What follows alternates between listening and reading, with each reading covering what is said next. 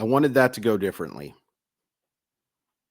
Mariners lose 6-4 in the opener. They fall to 0-1 on the year. They fall to 0-1 in the 4-game series against the Red Sox. We'll go into the scoring plays, but really quick, I just want to say thanks to everybody who came out to Jimmy's on first. I was there from 12 to 3. Was not expecting to be on the radio from 12 to 3, but had a blast doing it. Thank you to Ian. Thank you to Jessamine, Anders, Nathan, of course. And mostly, thank you to everybody who just came and said hi. You know, I work hard on these things, whether it looks like it or not. I do work hard on these things. And it's a really great feeling to be acknowledged for it. You know, it goes a long way. Treat people with kindness. And if you appreciate something someone's done, let them know, because it certainly means the world to me. So thank you, everybody. Now, about this game. Let's go over the scoring plays. In the third inning, Rafi Devers homers to left center. Scores Emmanuel Valdez off Luis Castillo, of course, to make it 2-0. An inning later, Rafaela grounds into a fielder's choice to third. Horrible throw by Josh Rojas that plunks Tyler O'Neill in the head. That makes it 3-0. Bottom of the fourth, the Mariners get 2 back. Mitch Haniger homers to right field to score big dumper, 3-2.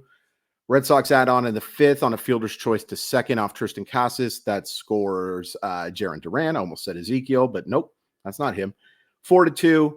Colton Wong, nope. Connor Wong singles to right in the sixth to make it 5-2. Dylan Moore comes up as a pinch hitter in the seventh inning and hits a homer to score Mitch Haniger to make it 5-4.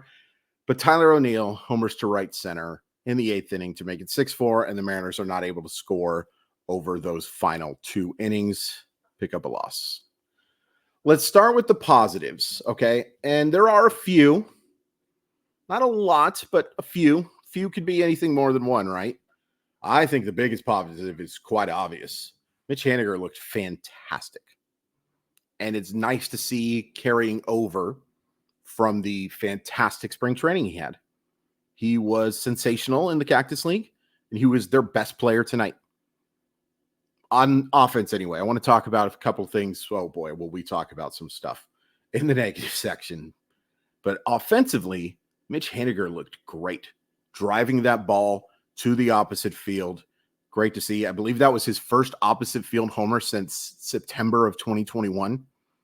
When he's using the whole field, he's a really effective hitter. That's true for a lot of guys. I think it's especially true for Mitch Haniger. So it was great to see him have a big game, draws a really critical walk. Unfortunately, the hitters behind him absolutely stink. But great game for Mitch Haniger. Credit to Dylan Moore on that 2-run homer off Joely Rodriguez, and that's what they need him to do. Dylan Moore and Mitch Haniger, too. They both need to crush lefties, but in particular, Dylan Moore. He has to be that lefty guy. Or that guy against lefties, I should say. I don't want him hitting from the left side. I bet he wouldn't be very good at it. But he does hit that homer, and it's a big one. It gets you right back into the game. Right back into the game. Julio doubles and also stings a ball to right field that gets caught. A couple other pretty poor at-bats, especially the last one. But, Julio Rodriguez, I think he'll be okay. Any other offensive positives? Not really. There's some guys who pick up hits. Jorge Polanco bloops a ball in. It makes a nice defensive play as well. It just doesn't get enough on the throw to help lead it to a double play, but it turned what could have been a huge inning into an inning that was just the 1 run. So nice job there. I think that's pretty much it. I thought actually Colby Bolton looked pretty good outside of that home run to Tyler O'Neill, who, by the way, Tyler O'Neill has now homered in 5 consecutive opening days. That's insane. That is just, it's a little bit of a minutia stat, but it's really impressive too. I think it is anyway. And he had a nice game. He had a nice little catch against the wall. But yeah, other than that, I thought Colby Bolton looked pretty good. Austin Voth gets out of the jam. Taylor Sassetto gives up a run that I don't actually think was all his fault. We'll get into that in the negative section as well. That's pretty much it for positives, other than the fact that I just love opening day. It's a day that means a lot to me. It was kind of a hard day today, a little bit. I didn't get to watch the game with grandma. I normally like to do that if I'm not doing an opening day chat, which I didn't get a chance to do because I'm working, but I'm super happy to be working. And, I miss my mom and I miss Skip a lot. So it was the first one of these without them. And, they weren't the largest baseball fans in the world, but they cared a lot about what I did. So in that way, it was kind of hard. So glad I have my sister and her family with me now, as those people that I can share this stuff with. But it's going to be an adjustment period for sure. But I love opening day. It's a day everybody should be optimistic about. Even if you're a fan of the Rockies who got absolutely mollywopped today. It's opening day. It's the clean slate. I love a clean slate. Maybe it's because I'm a person who's needed some clean slates in his life, but I love opening day. Even in a loss, today was kind of fun. Except for some stuff. And we'll get into it, but first, thank you, Simply Seattle, for sponsoring the show, the very best in Seattle sports gear. Great stuff for the Mariners, of course, but the Seahawks, the Huskies, the Kraken, Storm, Sounders, Cougars, Gonzaga, they have it all. And everything that you're looking for, just, you're done shopping, you think you're ready to go. No, you are not. Enter code MOLLYWOP15 to save 15% off your order. MOLLYWHOP15 automatically takes that 15% off. It's a heck of a deal from heck of great people. Heck of a great people isn't a real sentence, but you know what I'm saying. Simply Seattle is great. If you just want to make it real easy, there is a link in the description. All right, let's talk about some negatives. Luis Castillo was not very good. He wasn't terrible, but he wasn't very good. He looked okay in the first couple of innings, but I could kind of see the makings of an start. He fell behind a lot of hitters, even still in those first couple of innings. The stuff looked okay. The command was bad. He only issues those 2 walks, but he was not hitting his spots or anywhere close. I also was told via text, I wasn't paying super close attention because I had some work stuff going on. I'm still watching the game, so don't anybody come in here and say, oh, how can you talk about this if you don't know every single fact about the game? But I believe his velocity was going down as well. I hope everything's all right. It's not completely uncommon on a cold Thursday night, but this was not Luis Castillo at his best. The offense wasn't very helpful when he was in the game, to be sure. But he's your ace. He should pitch better than this. We saw what he did last opening day.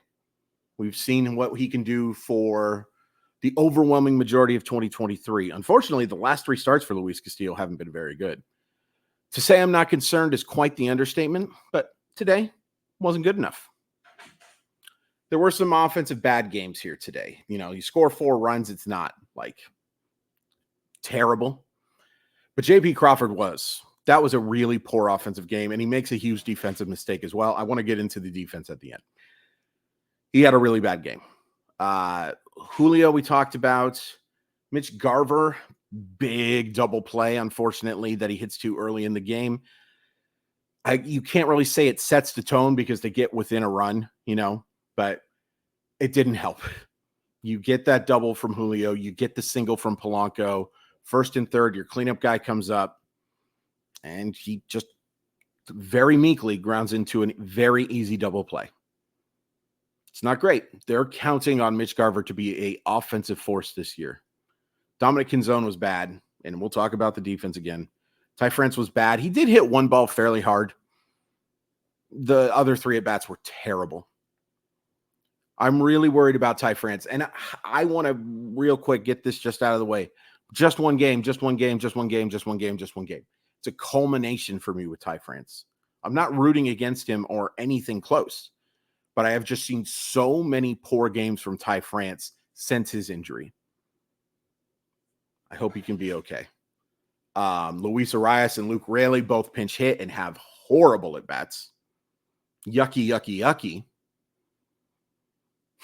And those are guys that were brought in to be offensive helpers. Not good enough. The offense was not good enough today outside of Haniger and Dylan Moore. And by the way, Dylan Moore also had a really bad strikeout in that game as well. So it was not a great offensive effort by any stretch of the imagination. The offense was the gosh dang 27 Yankees compared to the defense. And look, you're going to look and you see they only make one error. If there was ever a game that tells you that defense is not judged by just fielding percentage and errors, bingo, bango, bongo. This one right here is the perfect example of it, because this defense was wretched tonight. JP Crawford boots that ball, which should have been an easy double play. Easy. Big play. Big play, because it adds to the pitch count for Castillo, and obviously one less out or one fewer out. I always get those ones confused. Mitch Haniger really struggled to getting to balls in the gap today, in particular the double by Yoshida. He is not a great defensive player. In an ideal world, Mitch Haniger is your designated hitter, but Mitch Garver has to be your designated hitter. Has to be. I'm going to try to be not yelly about this one, but the Dominic Canzone play on the triple by Rafaela, it's just unacceptable. It's a poor job of getting to the ball in the first place, and then you lob the ball in against an easy plus runner. Can't happen. Can't happen. And I don't know if that run scores. If not, because it was just a little blooper into right field, probably scores the run because the runner's going to be taking off with 2 outs. But it sure made it a lot easier. Sure as heck made it a lot easier. I really liked what I saw from Canzone offensively this year, or in the spring, excuse me. I guess that's technically this year. I really was impressed by what I saw in the Cactus League. His defensive instincts are just not there. They're just not there. And I'm very concerned about this corner outfield group. I'm very confident in everything hit from left center to right center, because Julio Rodriguez is going to go get it. Those balls in the corner, or those balls hit in front, I'm worried. And I've talked about this is not an overreaction thing to one game. This is me pointing out that this is not a good defensive baseball team. It's my number one concern about this team is its defense. Number 2 is staying healthy. But I do not think this is a great defensive group. The Mariners probably disagree with me vehemently. But I look at it, and I look at the way they played today. Awful. Oh, by the way, forgot about this. Thankfully, it doesn't cost him. Luis Arias, who just can't throw. He just can't. It's almost a literal can't throw thing.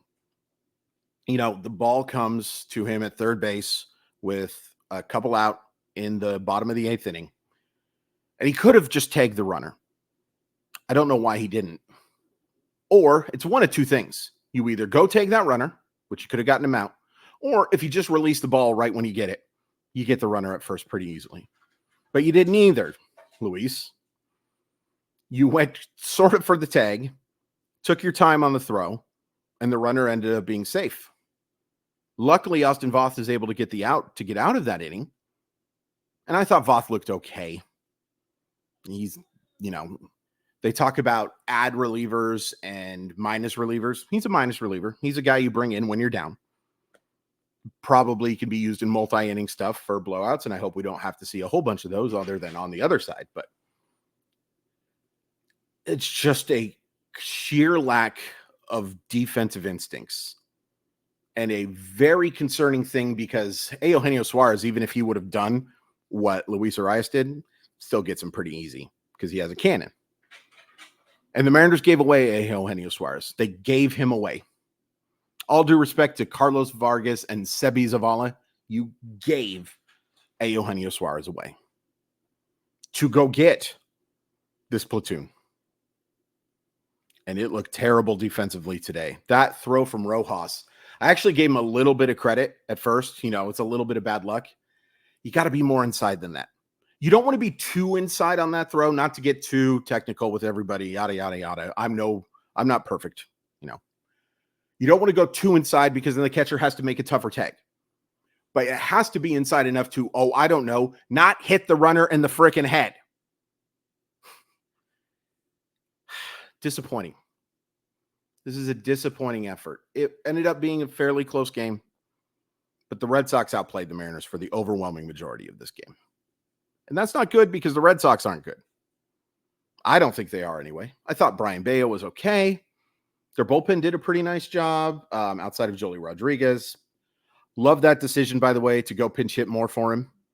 I might have had Luke Raley pinch hit for more in that situation, but I get that you were saving him for that. And by the way, just maybe should have saved him altogether because he was lost in that at bat against Jansen.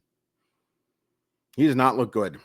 And again, we don't want to go too crazy about spring training stuff, but he has not looked the part.